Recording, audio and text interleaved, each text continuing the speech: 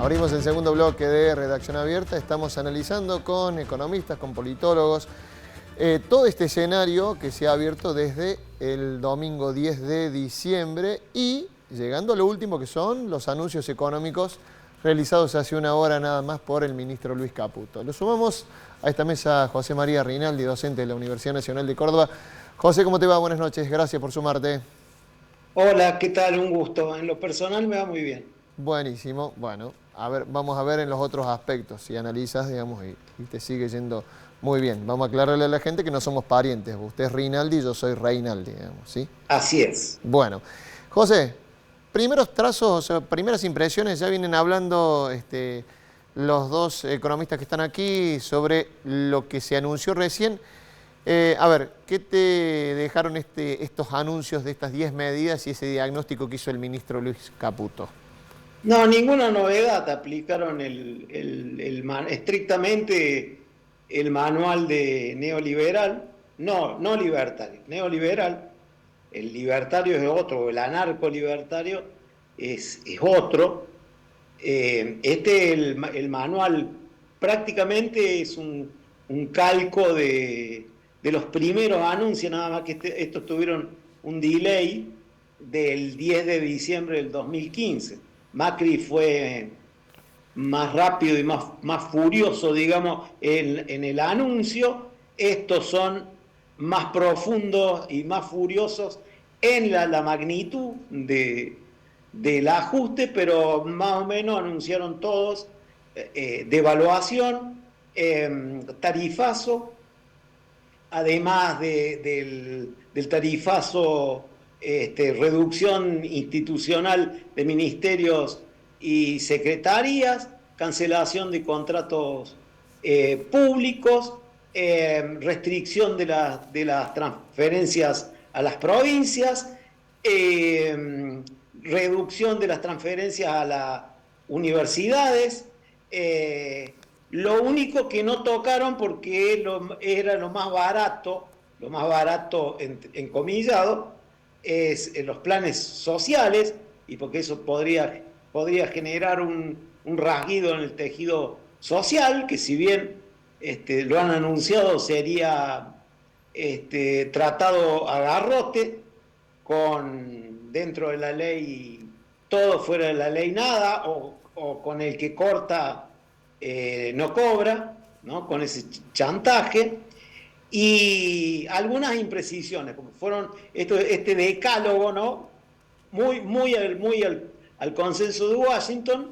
Le falta detalles, ¿no? Sobre todo en lo que se refiere al incremento del impuesto país en las importaciones, que va a tener un efecto precio e inflacionario muy importante. En cuanto a la magnitud de las retenciones a la agroindustria y el sector manufacturero, en cuanto al tema de los derechos de las exportaciones, y en cuanto al tema de el dólar, no se dijo nada respecto al dólar ahorro, pero en principio estaría un poco por arriba de los 2.000 pesos, si uno agrega todos los impuestos y regímenes de percepción que tiene. Un dólar, José, sí. ¿y qué pasa mañana con ese dólar, con esos anuncios? Porque ya lo venimos cronicando acá. La semana pasada, de manera,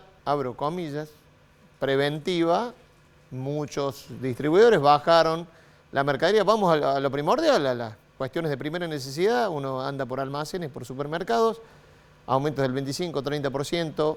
El lunes bajaron listas nuevas. ¿Qué implica mañana? ¿Qué implica esta semana todo eso que se anunció para el que tiene que ir a comprar con el mismo sueldo?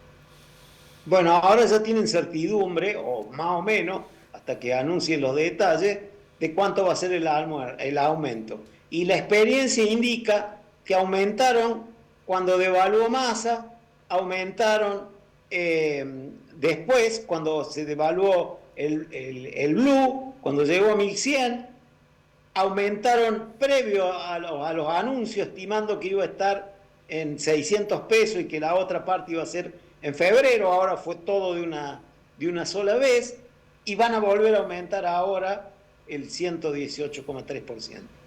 118,3% decís. Esa es la devaluación en el tipo de cambio Es oficial. la devaluación en el tipo de cambio, vos decís eso se traslada directamente hacia los precios. Quédate ahí porque vamos a repasar el último, los cortes que tenemos de los anuncios, que es las cuestiones sociales y esto de lo que decías recién, mantener lo tan estigmatizado como fueron las asignaciones, los planes potenciar trabajo, la tarjeta alimentar, pero se mantienen, se duplican y mantener y darle el sustento al decil más bajo, digamos, que no tiene posibilidades de hacerse un sustento, no era tan caro para el Estado como se repitió como un mantra muchas veces. Último de los anuncios que hacía el ministro Caputo. Además de la herencia que les he comunicado, estamos heredando lo que llamamos una inflación reprimida que ya se está destapando y que es consecuencia del rezago de la política monetaria ultra expansiva, como expliqué antes, de estos últimos 4 años y de los controles de precios que a la larga nunca funcionan. Lo ven todos en las góndolas del supermercado, cualquiera que haya ido al supermercado en las últimas 2 semanas habrá visto cómo varios precios han aumentado casi 100%. Es decir, vamos a estar durante unos meses peor que antes, particularmente en términos de inflación. Y lo digo así porque, como dice el presidente, es preferible decir una verdad incómoda que una mentira confortable. Por toda esta situación de emergencia que vamos a vivir, es también que el presidente nos ha pedido que pongamos foco fundamental en la gente que más puede sufrirlo. Y es por eso que vamos a complementar estas medidas con una 10ª medida de importante carácter social, ya que lo que vamos a hacer es aumentar, duplicar el plan de asignación universal por hijo y aumentar en un 50% la tarjeta alimentar. Hemos venido repasando todos los anuncios que realizó el ministro Luis Caputo. Este era uno de los últimos. Decía recién José, esto implica que va a volver a haber aumento de precios por esta inflación reprimida, como dice el ministro y dijo también el presidente el día domingo. No, es generada la inflación.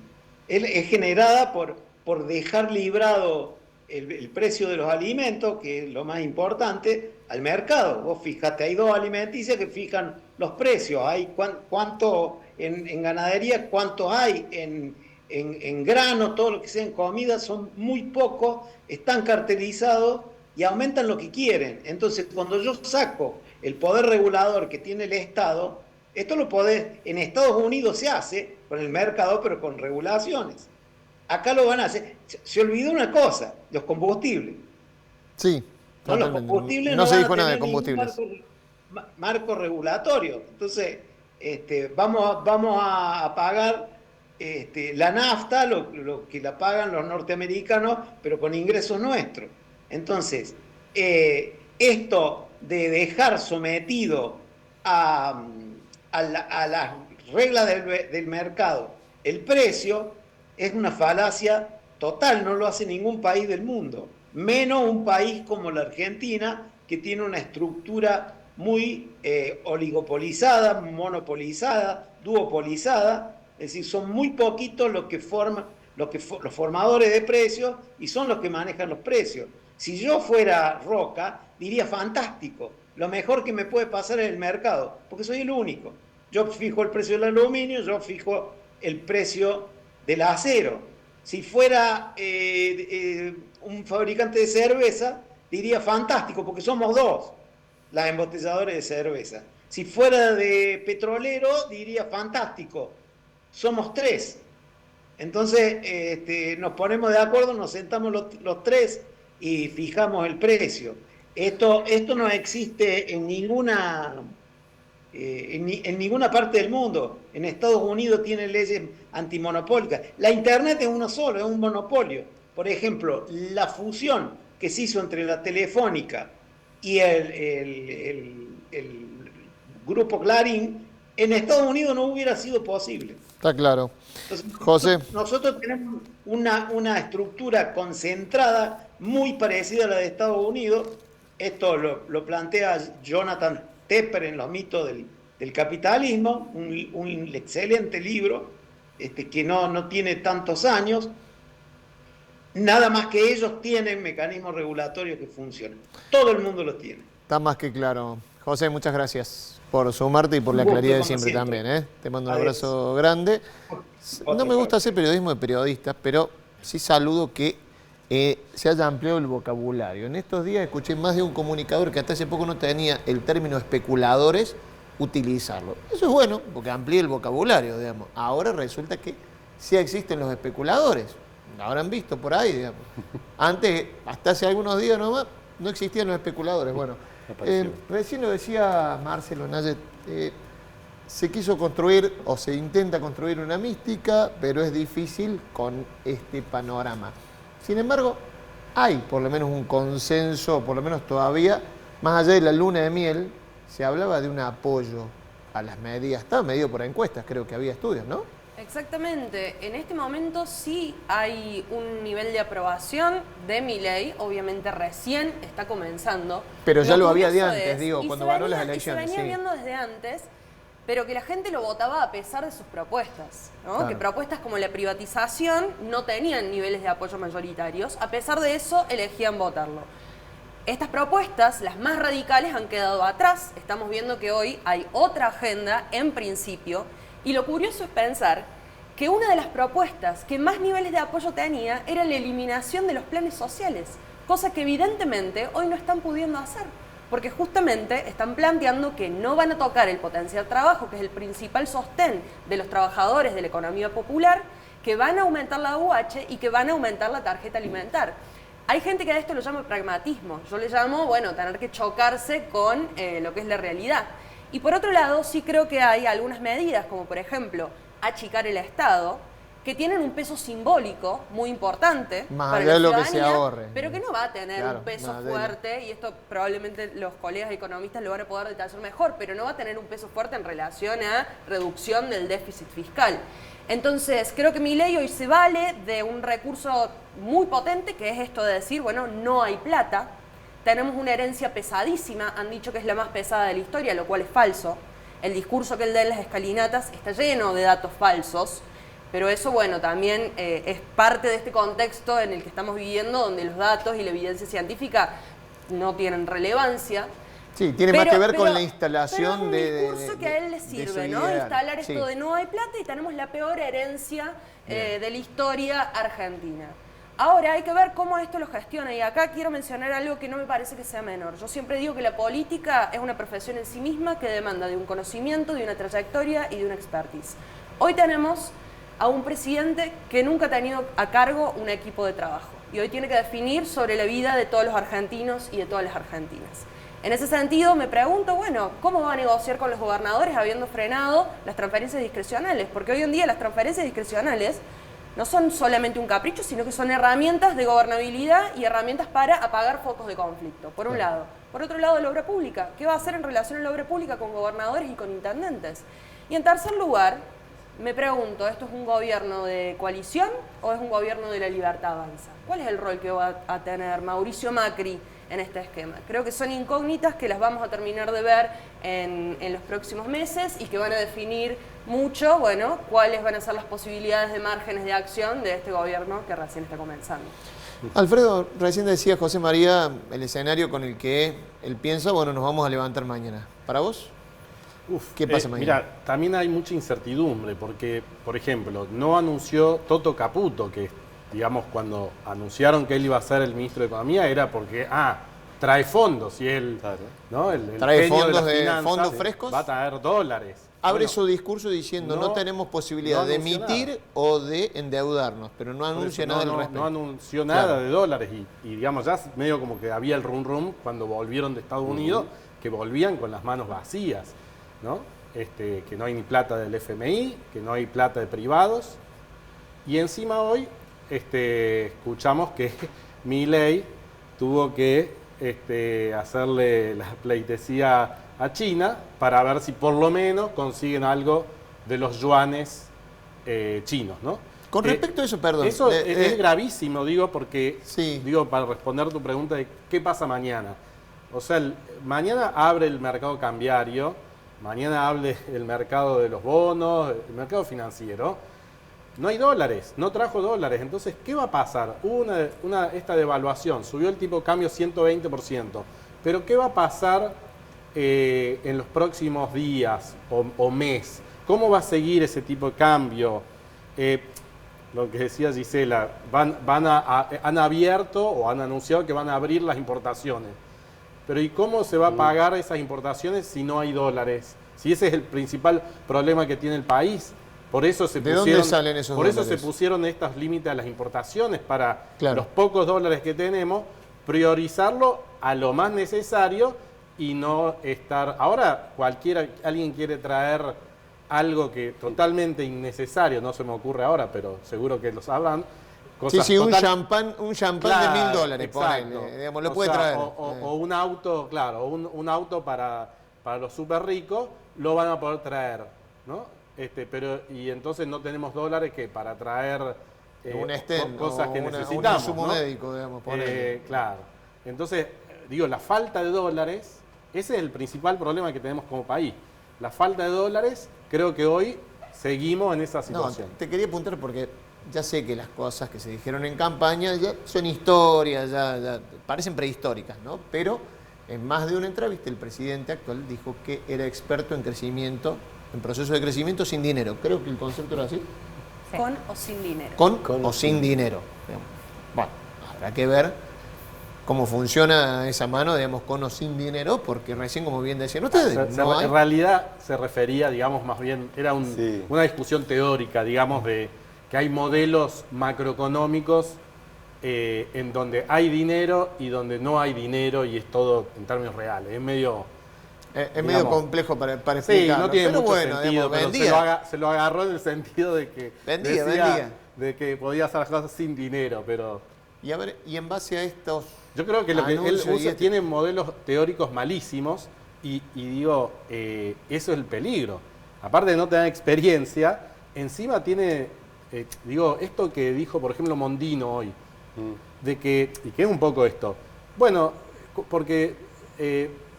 ¿Y qué va a pasar con los precios que aumentan? Bueno, no, la gente comprará, digamos, a donde es más barato. Sí, pero si todos los costos suben, si no compra. Claro, pero si todos los precios suben, ¿no? Porque sube el combustible, suben todos los precios. El empresario tiene que subir sus precios, pero si no le compran, se funde. Y entonces cierran los negocios, cierran la industria. Esa forma de combatir la inflación se basa en tener una teoría macroeconómica malísima, claro, y que encima va a tener consecuencias nefastas e innecesarias, digamos. En base a esto, ¿qué creen ustedes? Me queda poquito tiempo, pero digo, ¿cuáles serán los signos que mañana se intenten dar desde la política para respaldar estas medidas? ¿Sofía? Ya sé, no podemos hacer futurología, digamos, intentemos... Sí, es muchísima futurología, pero yo creo que ya hubo un mensaje político con respecto a esto el día que ganó Javier Milei, el 19 de noviembre, durante el balotaje, donde Macri pidió al pueblo, le pidió paciencia. Quizás la paciencia que él abusó, digamos, con la lluvia de dólares, con toda esa expectativa que tampoco llegó, que también habla de esta alternancia que hablaba Marcelo antes, con el tiempo de la aceleración de la política, ciudadanos que piden alternancia política con la oposición para ir buscando respuestas más rápidas a lo que los políticos actualmente hoy no están satisfaciendo en respuestas, ¿no? Entonces yo creo que ya hubo un primer gesto que es de Mauricio Macri pidiendo paciencia, ¿no? De ahora creo que hay un gobierno que veremos si será de coalición o no, pero que hay, digamos, ciertos sectores del peronismo cordobés, apoyando en las áreas casualmente más sensibles, como es el ANSES, como es el Banco Nación. O transporte. Transporte, Claro. digamos, ¿no? Que hay peronistas bajo esta gestión, ¿no? Entonces, peronistas o del PJ cordobés, que siempre, digamos, a los ojos de lo que es los pituguitos de Recoleta, es diferente, digamos, el peronismo. Pero ahí también va a jugar lo que decía también ayer recién, cómo van a contener los gobernadores. Totalmente. ¿no? Y Porque veremos qué gesto da Juntos por el Cambio en la Liga de Gobernadores y los gobernadores también peronistas. Cómo acompañan esto sin obra pública o con la obra pública que se va a finalizar de la que ya está hecha o se está haciendo. Y cómo veremos cómo acompañan gobernadores e intendentes en esto de que el mercado se organice para hacerle las cloacas a una localidad como Almafuerte o la iluminación a Santiago Temple, que tienen 3.500 habitantes o 18.000. O pavimentar el camino Chacra de la Merced, por ejemplo, o por decir algún lugar de acá de Córdoba. Bueno, me quedan 30 segundos nomás. Sí. Marcelo. No, bueno, Sí. los costos van a ser terribles, bueno, lo que dijeron ya los colegas, van a ser durísimos, la mayoría de la población va a sufrir costos enormes y la política yo creo que va a reaccionar en función de eso. Yo veo un panorama extremadamente complicado, lo que va a pasar en el Congreso está el PRO, que el PRO está dividido, además, no sé Claro. cuántos votos del PRO, además falta todavía el paquete de la famosa ley ómnibus, que no sabemos tampoco, no hay ninguna señal. Bueno, ahí Ese veremos otro- también un el gran accionar del agujero Congreso, ¿no? Un gran agujero de incertidumbre. Lo que yo pensaba recién es, el neoliberalismo, las recetas neoliberales que terminan siempre en fracaso, fracasaron con Menem después de 10 años. Las recetas neoliberales de Macri fracasaron a los 4 años. Bueno, hacemos la progresión y yo creo que eso está claro lo que va a pasar. Esto va a un fracaso creo que mucho más rápido. Porque primero no hay una hiperinflación como en la época de Menem que efectivamente disciplinó socialmente. Hoy hay una inflación dibujada, una hiperinflación dibujada, ¿no? Que no vivimos los 15.000% de inflación. Claro. Eso lo dibujó él. Entonces eso te restringe muchísimo la capacidad de paciencia. Tenemos una inflación del 140. Tal cual. No tiene el respaldo político que tenía el menemismo en su momento, ¿no? Y hay un nivel de improvisación. Realmente escuchar las medidas de Caputo uno dice, pero para esto demoraron tanto tiempo. Simplemente es pasar un recorte y dejar a la gente en una semana con la mitad de los ingresos que tenía en este momento. Les agradezco los 5. Muchas gracias gracias. por haber sido tan claros y ayudarnos a entender un poco este panorama que seguiremos analizando en nuestros espacios aquí en los SRT. Nosotros nos vamos, me estaba por despedir, no, nos vamos a la última pausa y ya venimos con el cierre.